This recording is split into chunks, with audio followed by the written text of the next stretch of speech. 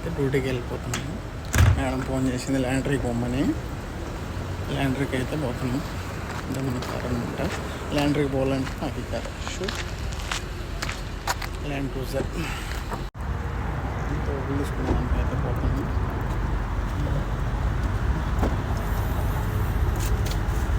చూసి ల్యాండర్ లోపలికి అయితే వచ్చేసినాము. ఇక్కడైతే ల్యాండర్లో బంగాళీ అతను మేమైతే చాలా దూరం నుంచి వస్తాం ఈ ల్యాండర్కి. బంగ్లా అయితే పెట్టేసుకున్నాం. ఇంకా పెట్టలేదు, ఎక్కువ ఉన్నాయి, పట్టట్లేదు మరి. అవి చాలా ఎక్కువ ఉన్నాయి. వా అమ్మో మిత్రాలు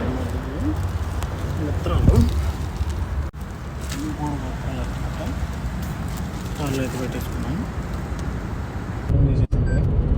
మేడం బయటికి వెళ్ళాలంటే తోపులు ఇంటికాడ ఇచ్చేసి తర్వాత మేడాన్ని సలూన్కి తోడుకొని పోవాలన్నమాట. సలూన్లో దింపేసి మేడాన్ని తర్వాత మళ్ళీ ఎయిర్పోర్ట్ వాళ్ళ బండి అయితే బాగా కొనుక్కుంటున్నాము.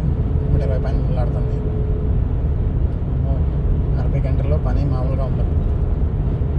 ఫస్ట్ అయితే ల్యాండ్ డ్యూటీ అయిపోయింది.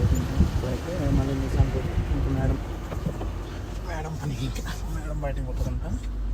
నిజాంపూర్ ఇంకా మేడం అయితే సలూన్కి పోవాలి.